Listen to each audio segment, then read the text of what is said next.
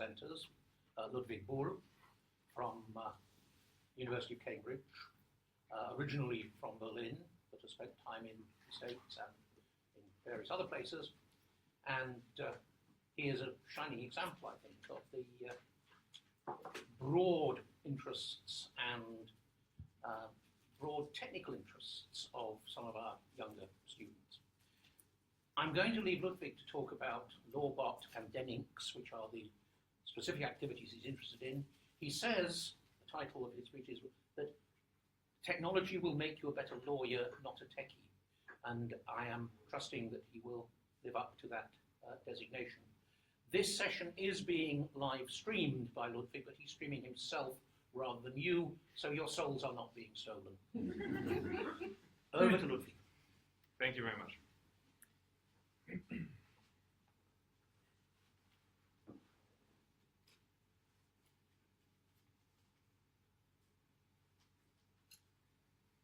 So, I have £10 here for anyone who can tell me what this is. Correct! In fact, it's actually a picture of a chart, right? Okay, but can anybody tell me what this data represents? I will do a little animation.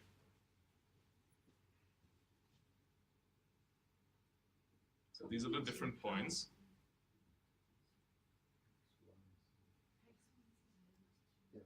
It's a three-dimensional model.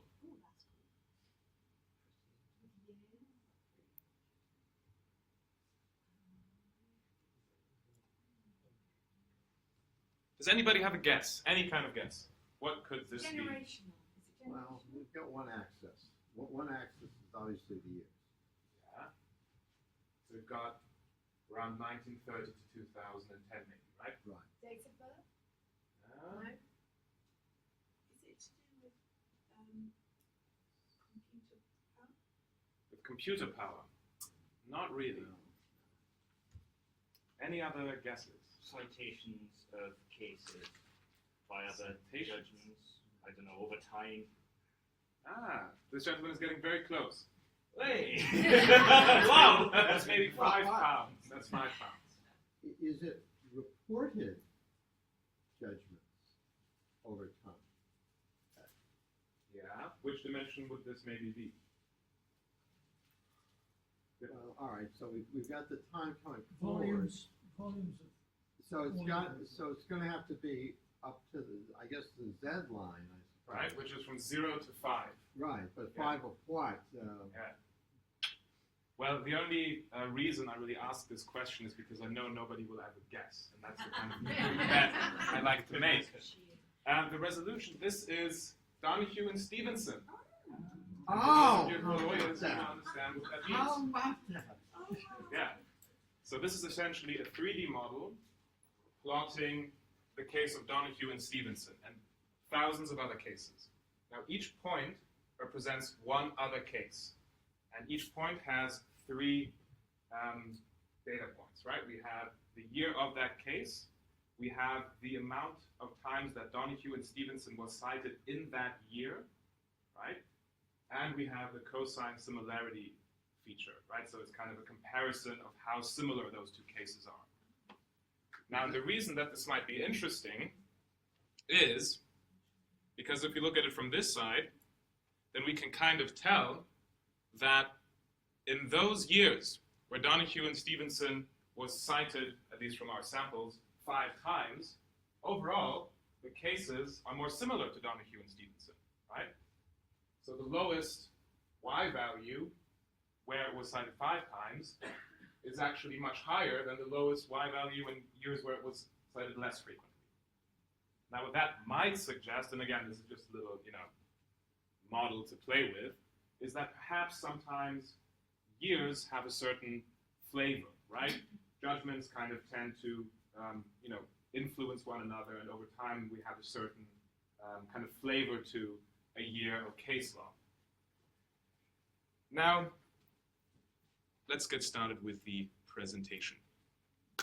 The reason I like to show that model in the beginning is because very often when I speak about legal tech or when I talk about, to people who are working in legal tech, It's a very abstract term, and it's not always entirely clear what is meant by it and what we can derive from it. And as was mentioned, the title of this presentation is that legal technology makes you a better lawyer, not necessarily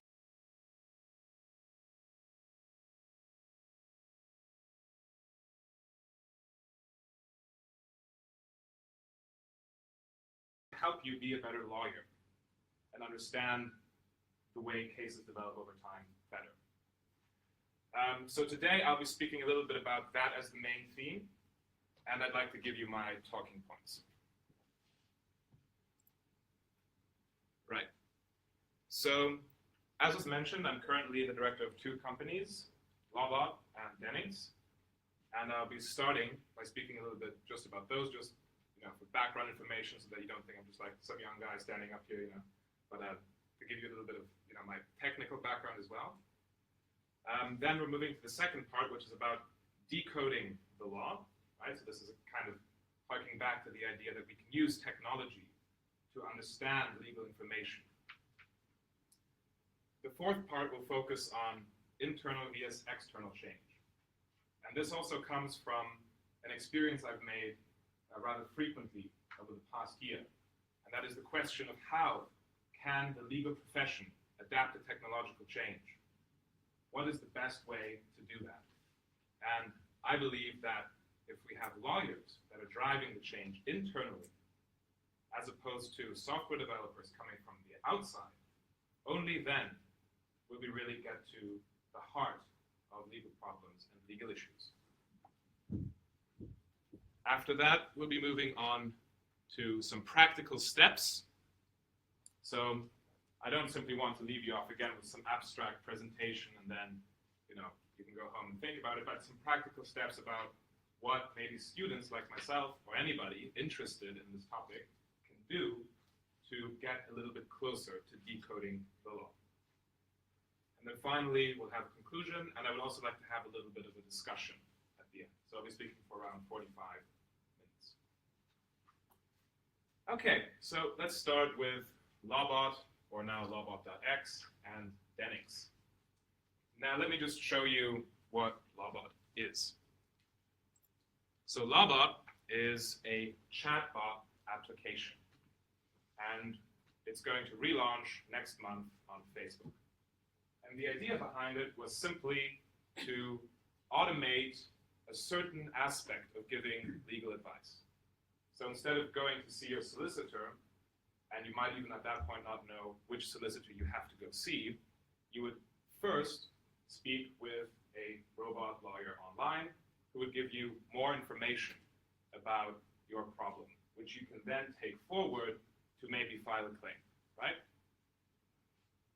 And our relaunch will be focusing on creating a profile of the user, summarizing your claim for you, and giving you an estimate as to how likely you are to win the case, which you can then take forward to your lawyer, right? So it's not necessarily about replacing a lawyer at all. It's simply about providing one point of information and about preparing you for taking this claim further. So this is basically what it's going to look like, and I'm also quite happy we're going to be doing it in Hong Kong and Singapore as well. I don't understand any of that, unfortunately. So that's what Lawbot is about.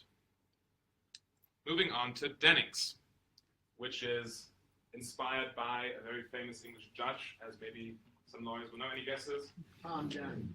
Yes, Lord Denning, right? It was actually quite funny. Just after I launched the site, I had some QCs from London text me who knew Lord Denning when he was in his very late years. And they told me, oh, he would have loved this, or maybe he would have hated it. We don't really know what he thought most of the time.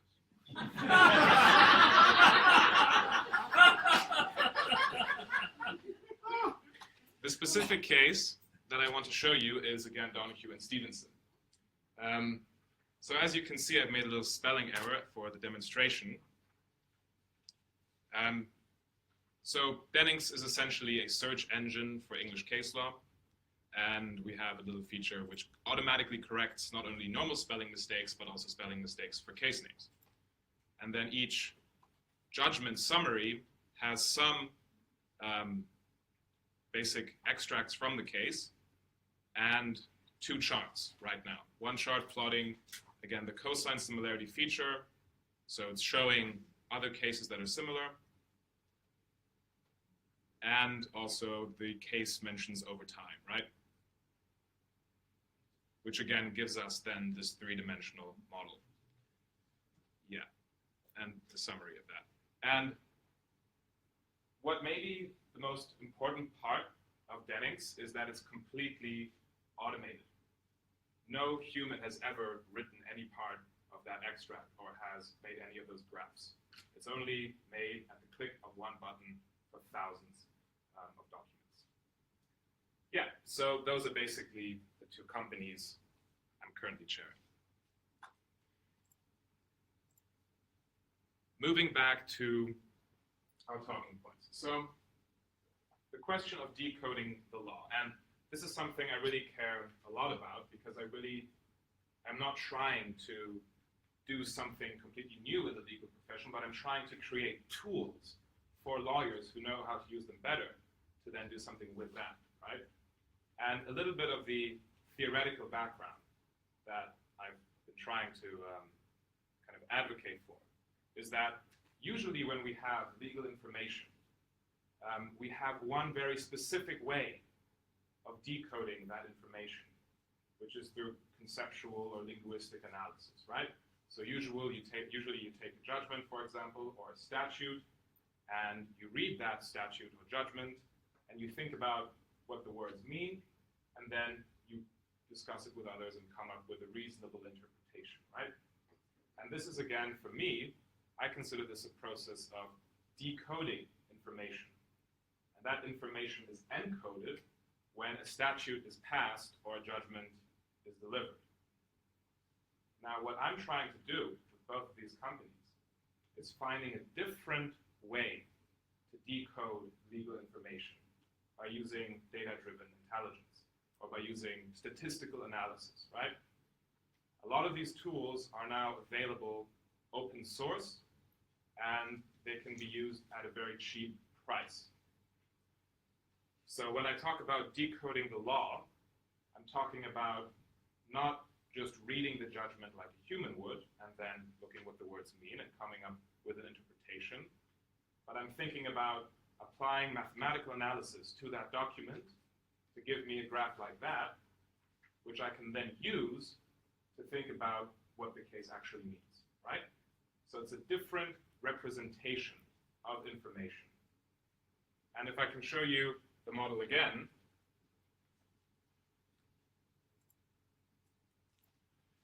this model may be useful, it might be completely useless, but it represents the case in one very specific way.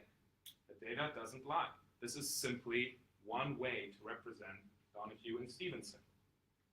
And I think what we have to start doing is trying to find the best way to represent that data in a different way, right?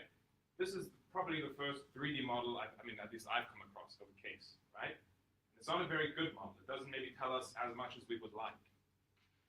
But what I'm advocating is that we start this process now of trying to find different ways to understand legal information and of using the results of that research to help us learn more about the law, right?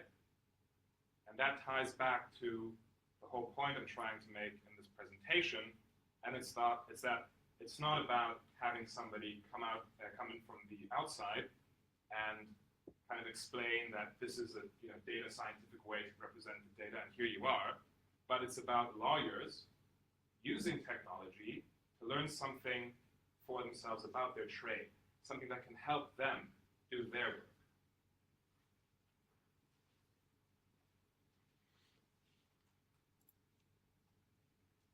Right. So moving on a little bit to the question of an internal against an external change. So if we look at the legal tech sector, right, there's a lot of companies that were originally software companies, or that are much more technological companies than they are legal companies. and their staff consists mostly of software developers. And for good reason, because in order to build a website like this, you need software developers. But I truly believe that the only way that we're going to get to the heart of legal problems, questions like, what is justice? Questions like, how can we ensure that people have access to justice? In order to answer these questions, we need to have lawyers who help us do it. And the fact that the technology that is now precipitating this change has been available for around 20 years, and we have not had this significant impact in the legal sector as we have had in, say, the financial sector or the biological sector, really tells us that there must be something which is preventing us from using this technology to grapple with the fundamental problems. And the explanation that I've found, at least, is that there's not enough lawyers at the core trying to work with this technology to solve those fundamental problems.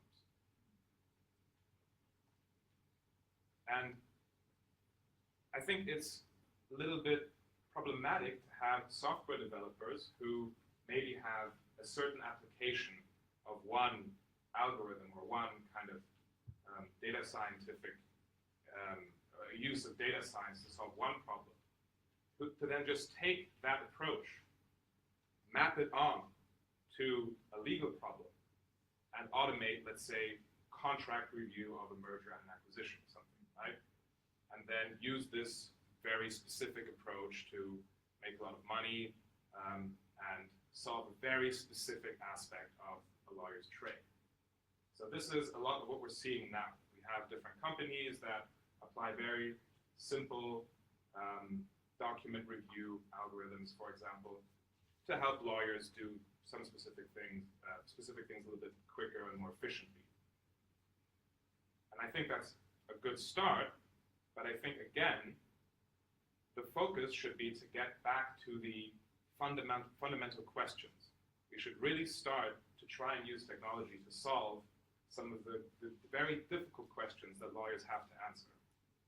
And I'm trying to make the case that we can use technology to help us do that.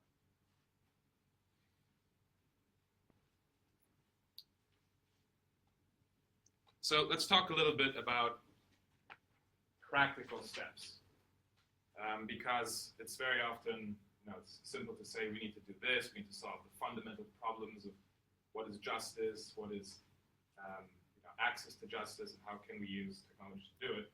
But specifically, what steps can we all take, maybe as lawyers or law students, or anybody who's interested in this problem? And I'd just like to do a little experiment. So if you're a lawyer, can you raise your hand? Or if you have a legal background, right? All right, so that's almost the entire room. Please keep your hands up. If you know how to code, please keep your hand up. Okay, if you have a data science background, please keep your hand up. Okay, right? So I think this is something we can work on. And there are different people who have different approaches to how important it is to learn how to work with a computer. My personal approach is, I think it's extremely important for any person in any profession to have some understanding of how you can use that as a tool to help you do your job. And I wouldn't go so far as to say that it's an absolutely essential requirement, and if you don't have it, you're not going to be able to survive professionally, because I think that's complete nonsense. And I think the only people who are not going to be able to survive professionally are those people who are saying that. But I do think that there might be some analogies which are possible to make to a time when not everybody was literate, right? Today, very often, there's this distinction which goes back to the idea that using technology makes you a better lawyer, not a techie. And this distinction, which I'm starting to encounter myself a bit, is between those computer people and techies, right? And those like normal people who just don't want to work with that stuff.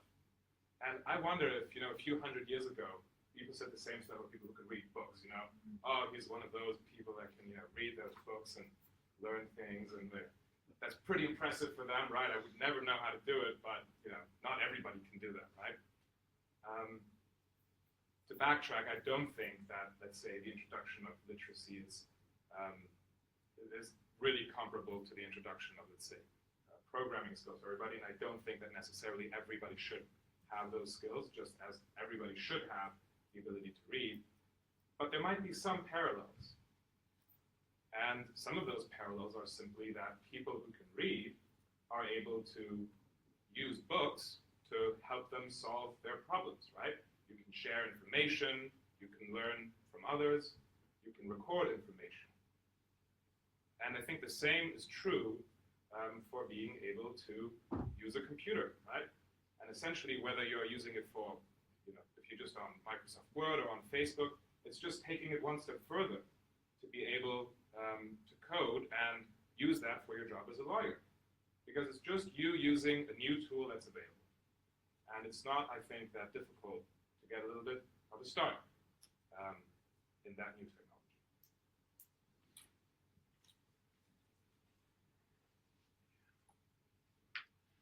Okay, so maybe to summarize a little bit. I started a little bit with talking about Lawbot and Dennings, right, two companies I'm currently working on. We're trying to essentially find a new way to decode legal information, to represent it, and to use it to help people and solve some of the more fundamental problems of the legal profession. We also spoke a little bit about decoding the law, right?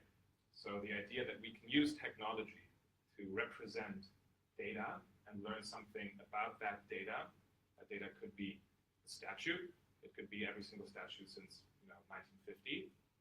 And we also spoke a little bit about practical steps that we can take as lawyers and law students to overcome this divide between kind of external people who are able to use technology and people who are inside the profession and who really know what the problems are and how we can tackle them. Yeah, so that essentially was my presentation. But again, I really would like to have a little bit of a discussion, because I think just as important as me standing here and shouting out a few random ideas is that the entire profession, and a lot of the people here are lawyers, gets involved in really seriously thinking about how can we tackle some of these problems. So yeah, if you have any questions or any feedback or any anything that could be part of the discussion, I'd be very happy to take that. Yeah. You use the concept of similarity in the graphs you're using. Now, it strikes me that what you mean or what the algorithm identifies as similar is vital to my understanding of what you're saying. Could you expand on what you mean by similarity, please? Yeah. You So said the y-axis? I can't remember which axis it was. But Yeah, that was similarity was used on a couple of occasions. Because I couldn't So figure some that out cases either. more similar or less The similar. y-axis, I think, was the So one that was it's confusing me. the nature of that. Basically, it's a conceptual category which has been embedded in an algorithm. Yeah. An idea of what that is. Also, I kind of don't understand what you're saying without similarity being. Yeah, absolutely. I think that's a great question. And just for everybody to understand, we're talking about the y-axis here, right? From 0 to 1. And essentially what the cosine similarity value does is you take two documents and you plot word frequencies, right? So you make a very large table, kind of, with each word having the same ID, so it's always in the same place in that table. And then you simply run an algorithm to count how often that word appears. And then you plot those two vectors in vector space. It's simply a mathematical approach. And then you calculate the cosine similarity of those two values. And that gives then a huge range for different documents. And they're between 0 and 1 here because I've normalized them, right? That's why there's this blue one is at 0 and the one is somewhere here. Yeah, if that answers the question. So it's simply word frequencies. Yeah. Any other questions? Yeah. You were talking about the digitally literate and the non-literate, but it does also seem to me that in this room people come together to talk about legal technology within education and practice. There are sitting here, but not many coders. But surely isn't there a middle way of those of us who are interested working with people who already have those skills, so that we're open to be able to say what we want to solve is this. Can you think of a way around this, think of a way of doing this? I mean, do you see that? Or it's not quite binary, perhaps, Yeah. as you've suggested. Yes, I completely agree with this point, and very much what I'm trying to avoid is having that very binary distinction. And the example with, literacy, I think, is really way too far. I don't think it's that stark of a divide. And I think what you suggested, a middle way, is absolutely feasible, and it's actually also very important. And I've been encountering this within my own team, for example, because for some time it was a little bit difficult for some team members when they were presenting or talking about things to really, how much technical knowledge do they need to explain what Lawbot is, right? And I think we found a good course now where it's about understanding it kind of conceptually, right? But not necessarily being able to reproduce it, of course not, right?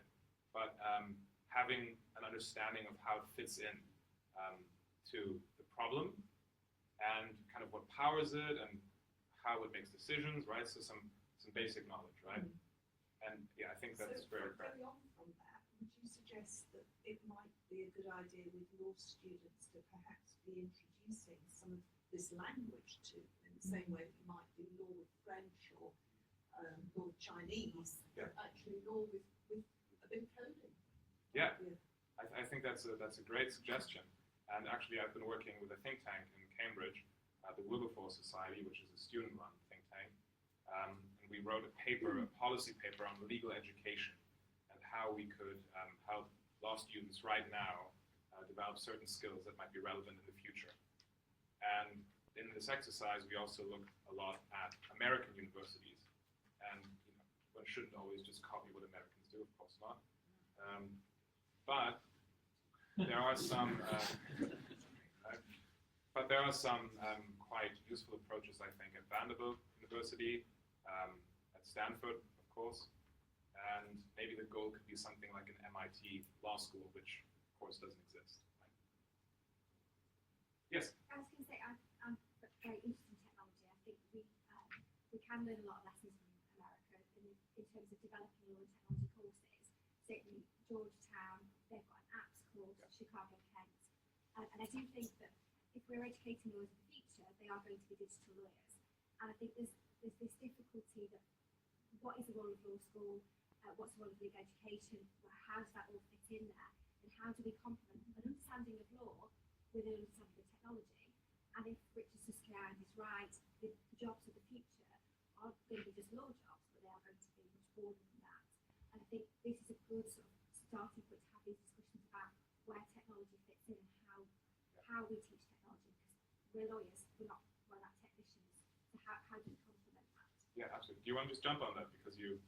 It wasn't quite, although I would certainly concur with the point that I feel that not necessarily to code, but an understanding of what coding does is important. And actually, I think to some extent, I think the diagram is really helpful in that, in terms of saying that, well, this is a digital numeric analysis of the similarity between two documents, right, with words in. I'm not quite sure how much further it takes you. Yeah, I In terms completely agree. of understanding the law. Yeah. Because have you stepped back and gone to the ones which show the greatest correlation? Have you stepped back and looked at the context in which those things happen? Because you talked about time peaks and cases seem to cluster together. Yeah. And I would kind of go, well, of course they do, because actually that was what in 1987 everybody was arguing about. Yeah. So there's a historical perspective there which is missed out and stripped out from the diagram that we have. Yeah. An interesting analysis in that sense, and clearly some of the things that you're doing there, I think, and this is not from somebody who ever worked in a large city firm or been near one in the last 20 years, but I understand that more and more documentation is being looked at by bots in terms of due diligence on transactions. Yeah. So actually what you're doing there is what is already happening, but it's happening in the grist of legal practice rather than in the law.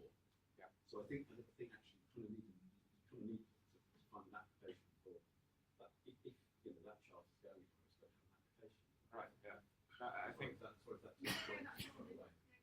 think both of those points are really valuable. If I can just jump on them quickly, because maybe touches on both a little, because I think you're right. There's certain parts which are already, this automation is now happening, right? And we can see this in law firms, and also at some universities in the US, they've started to use these programs. But I think the most important point is to just start thinking about it and get the ball rolling, right?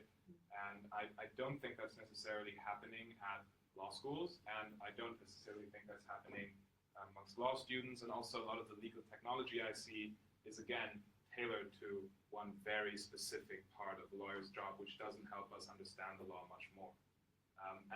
Again, this model may be completely useless. It really was just, I was having a beer at night one day, thought, hey, why don't I just make a 3D model of Donohue and Stevenson? Might be cool for presentations, but yeah. But again, as soon as you have a model to debate about, I think that's already when you've got your foot in the door. Yeah.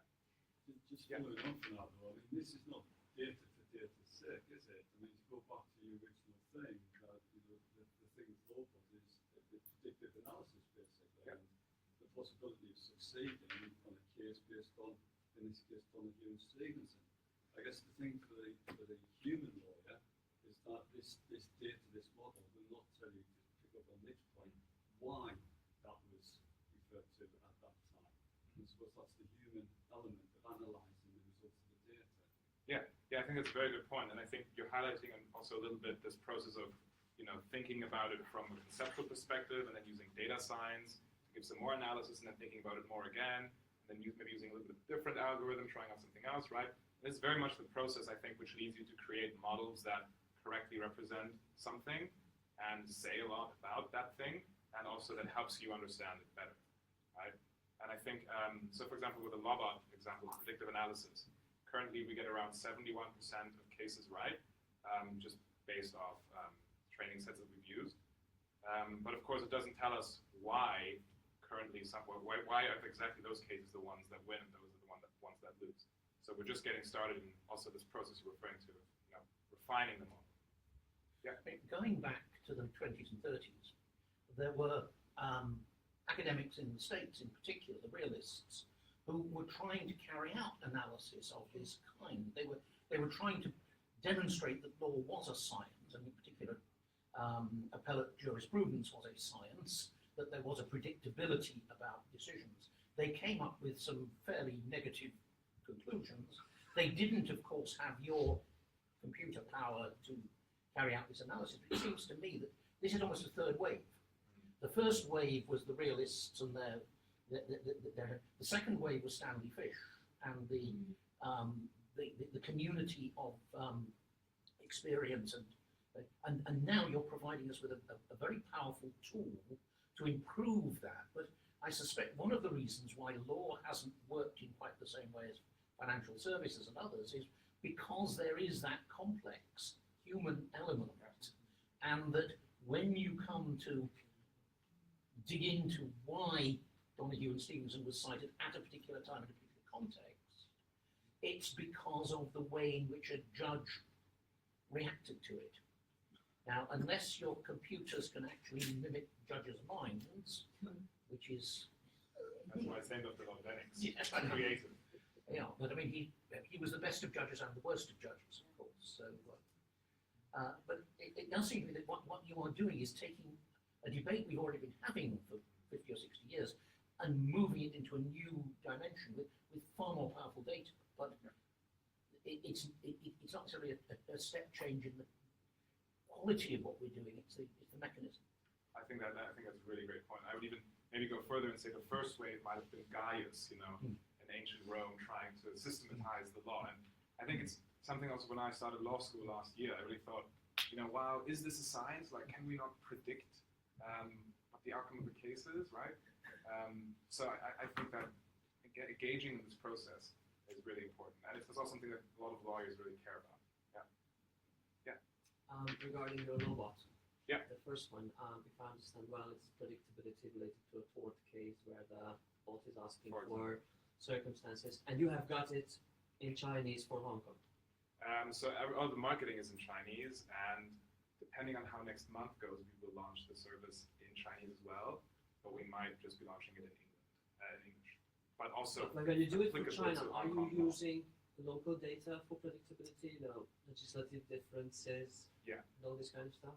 So essentially, all the countries we're launching in are all the common law countries, right? Uh-huh. So it's also only for private law claims. So this is Hong Kong, Singapore, New Zealand, Australia, Canada, the United States, and Great Britain.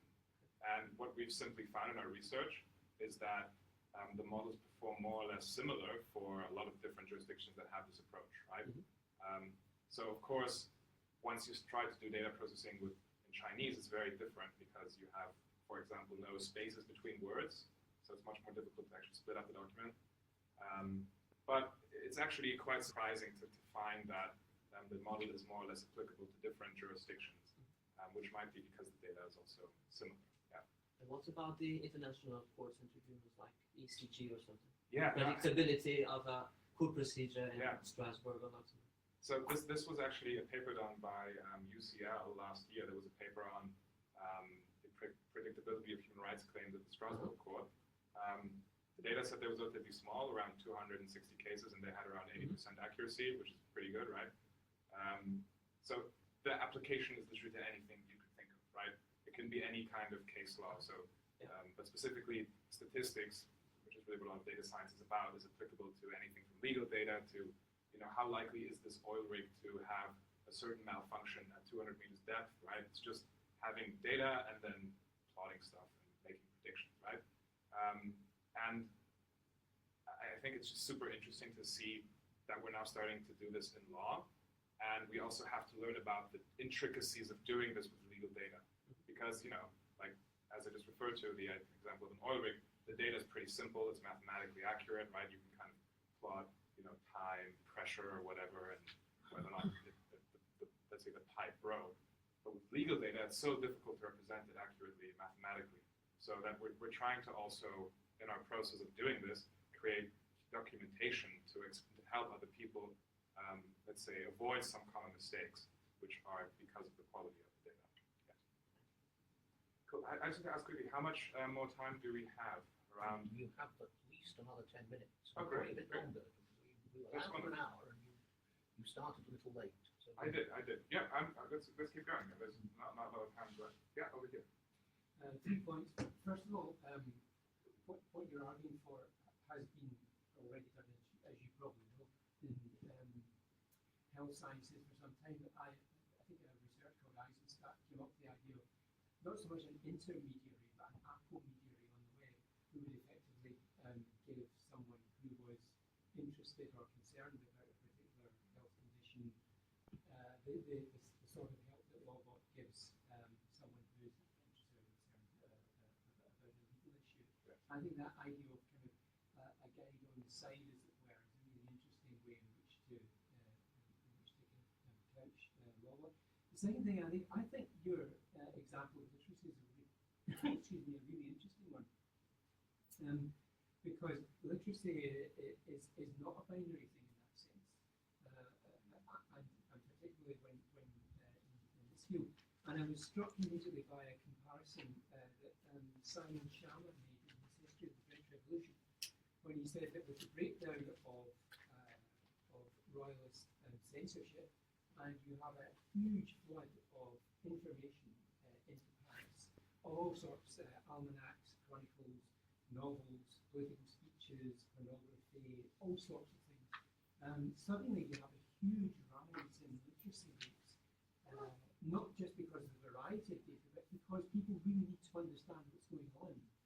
And as a consequence, he said, after 5 years in Paris, I don't know how he computes this, he says that the literacy rates in Paris in something like 1794 were equivalent to the literacy rates in mid-20th century New York.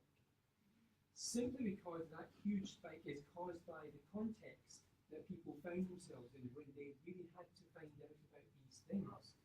And my third point, in Strathclyde University in the 1990s, the people who were there, I was marginally involved there, effectively designed a course where law students could also, side by side with a law degree, do a computing degree with the idea that they would come out with part computing, part law.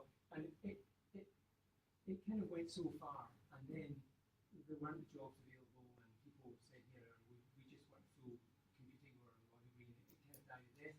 But I think that the reason it died a death was that people were envisaging the wrong things, and it kind of backs up what you're saying, is that we don't need techies. What we do need, though, are people who understand what data analysis is all about. But it seems to me, going back to my second point, that the data analysis will only arise from law schools who are either forced into it, because the regulators say you must do this, or else because they see a market niche for it. And in that sense, they drive forward themselves into that zone.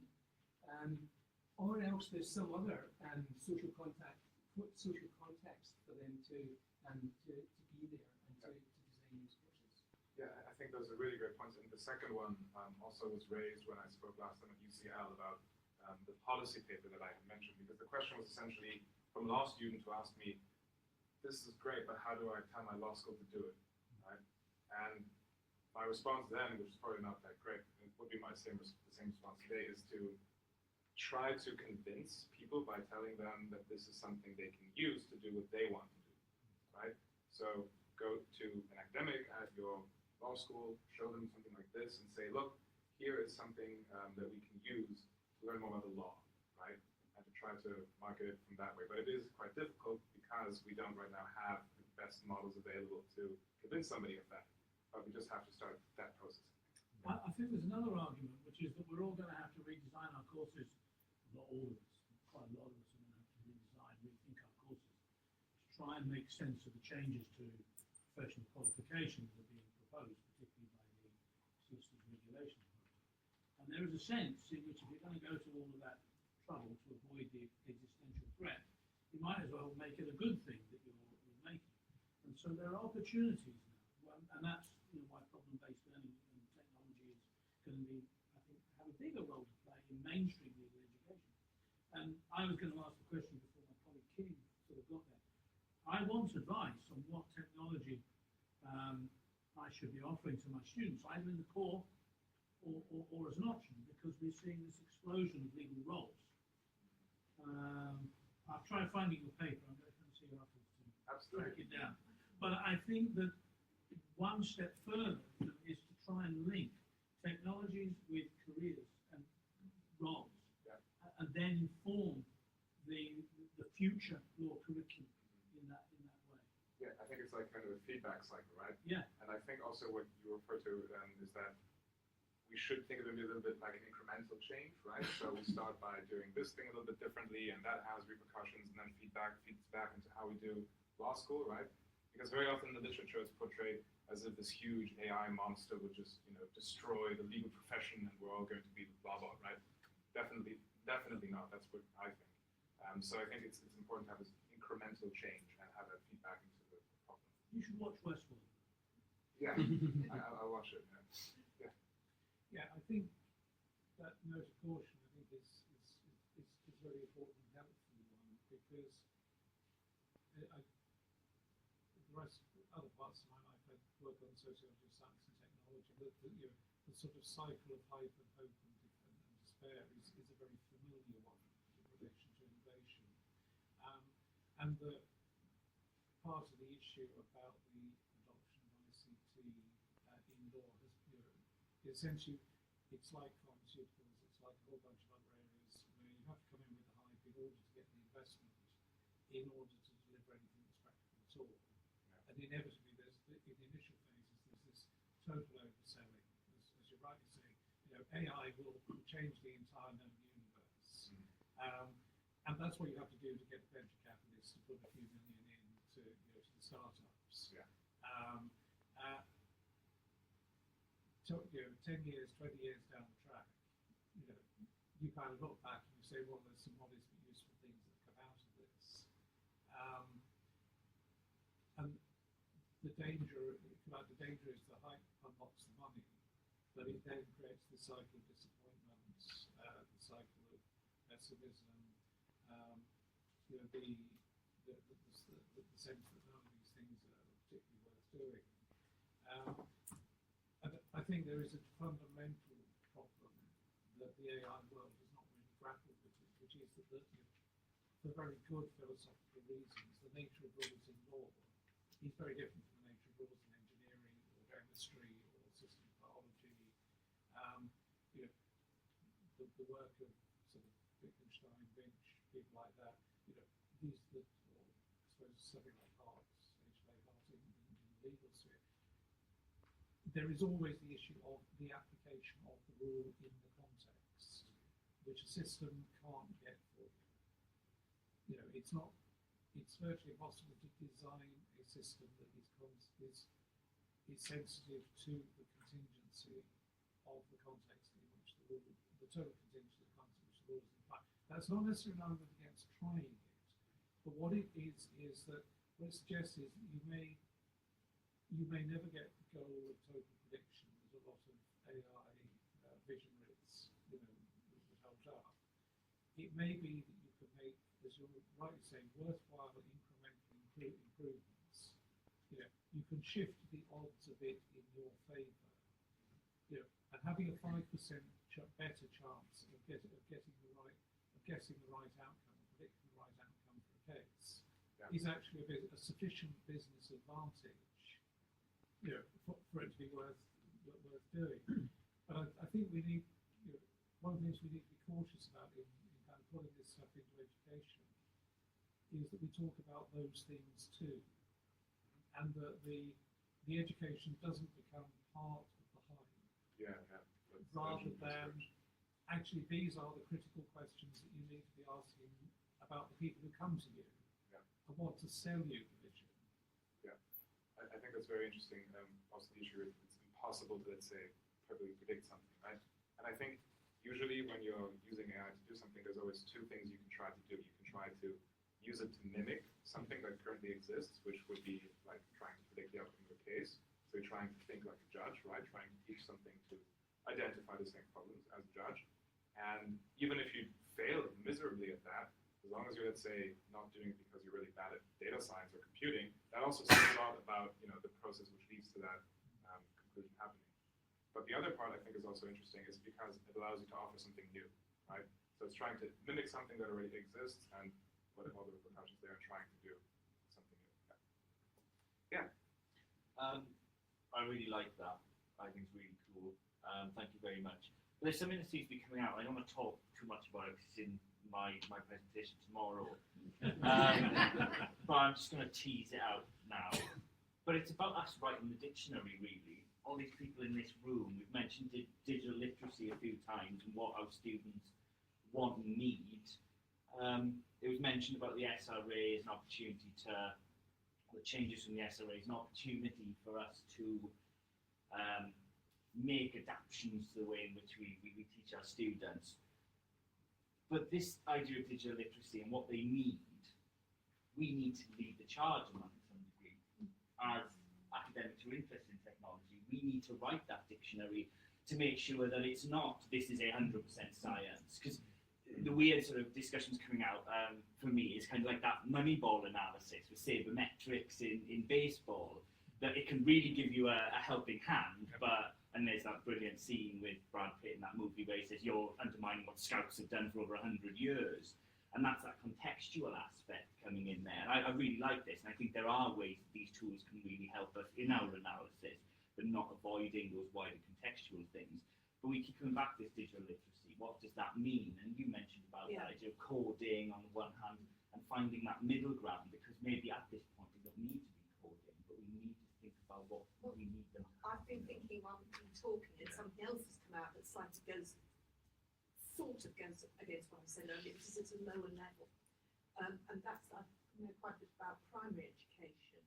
And in primary now, they have introducing coding for every child. And it's about time, because actually what school education, to a very large extent what we've done, is to say to students, you must be able to use Word and Excel and use the internet and know how to use that and all that kind of thing. But that makes you a very passive consumer, which is the position that, you know, we're kind of in ourselves. We can't put our hands and say, yes, we're going to code. But my early 20s daughters are saying, actually, have I missed out? Should I be coding? other people coming out behind me are going to be able to do this. So there's and that's at a very basic level of just knowing how the controls work. I'm not talking about people who are going to go into those careers, but if you have that understanding, you know, like once you've learnt one language, you can learn others. Once you've learnt French, Spanish is that bit easier. It's that sort of thing. Yeah. So I think there's something about that, but that's at a terribly basic level. I think it's also a question kind of demystification to an extent, Yeah, right? Because absolutely. you know, Yeah. coding is always presented as this whole entity which you either can do or cannot do. But even when you code, I mean, there's so many different things you can or maybe won't be able to do with, right? You can be a system administrator, software developer, you know, front-end design, data scientist, whatever. Process, what was it? Process engineering. That thing. Yeah, exactly. Yeah. Yep. Part of it in education is actually working with what you use it for, which requires it also requires education of students as to what lawyers do. Just think from professional studies, like Steve Nicholson thing, lawyers do two things: they resolve disputes and avoid disputes. The one end of it, and this is where I think city firms go and commercial stuff go, there's a compliance job, which is pretty simple because that's almost binary. That's a yes or no you can apply or not, and you can make documents that will enable compliance. The next stage is exception. Is actually lawyers are just in a lot of non-contentious areas fancy insurance agents. So what you're doing on an employment contract, on an acquisition contract, on registering IP rights, if you're a whole series of things, it's basically risk. And of course that can be data driven because all you're doing is you're doing the legal version of insurance. So you're saying you need these risks covered, therefore have this policy. You need these risks covered, therefore have this legal documents. So that all makes sense there. In as the jurisprudential way, you can say, let's look at this. This is interesting because this could give us another conception of justice, because we can start to look at quantitative data and the context, and having that extra angle makes sense. I guess the extreme version, my own thought is it's a question of justice, and this is where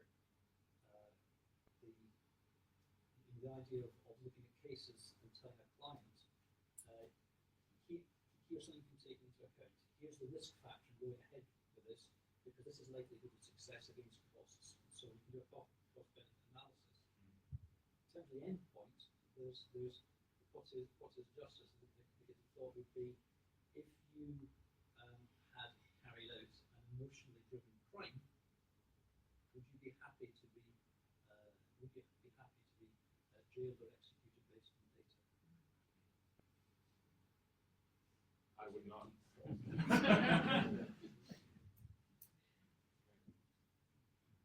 Okay, wonderful. Ben, thank you so much for your attention.